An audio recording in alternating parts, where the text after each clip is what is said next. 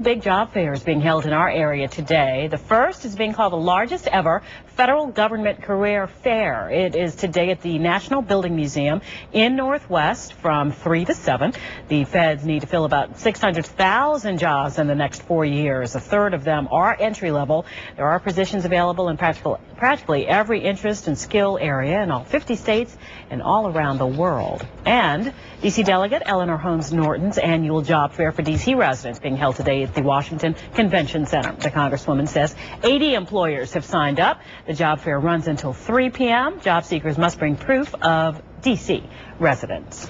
A Leesburg couple prepares to come face-to-face with suspected 9/11 conspirators. Why they are packing their bags and heading to Cuba. Plus, 40 years ago today, the Apollo 11 lifted off into space on board the first man to walk on the moon. And we will talk with Buzz Aldrin next. And spaghetti and meatball on a stick, or a Krispy Kreme chicken sandwich. Yep, it's fair food time. Check out some of the more unique delicacies on myfoxtc.com. Don't go anywhere. We're coming right back.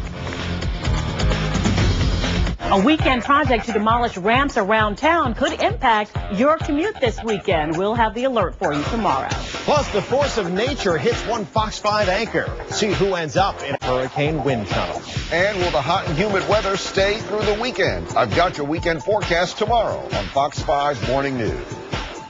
My name is Valerie Yurchuk, and I am a cancer survivor. The doctor said you're in stage 3, and we're going to have to remove the breast. Even if what he was saying was true, I wanted to know all my options, and I wanted to make the decision. With Cancer Treatment Centers of America, I finally got somebody that's going to listen to me, that's going to give me the compassion, the caring, and the information I need to make a decision. I decided to have them both removed. But if there's anybody that needs to have this done, you could not go to a better place. You just can't. Hope is alive at Cancer Treatment Centers of America. Call us now to have a real conversation about you and your treatment options. We'll send you this free DVD that shows you how this very special group of people put you at the center of everything they do. Cancer Treatment Centers of America is different than any other hospital that I've ever been to, and it's because they care. Please call now. Their jobs: Border Patrol agent, security specialist, TSA officer, crime scene technician. Our job: to help people like you prepare for these careers. Kaplan University could help you train for a career, whether you want to get started in criminal justice or want to move up in the field. The U.S. Department of Labor predicts criminal justice to be a growing field. There's no better time than now to start preparing for your career. Contact Kaplan University today at 888-718-4949. That's 888-718-4949. They're your top 10 finalists, but 2 must go when your votes are revealed. Plus, the Black Eyed Peas perform live, So You Think You Can Dance, all-new results show tonight at 9, 8 Central on Fox.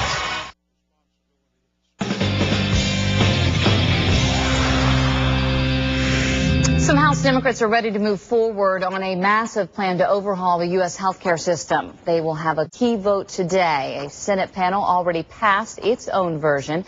The Senate's version has $615 billion price tag on it. It requires individuals to get insurance and employers to contribute to the cost.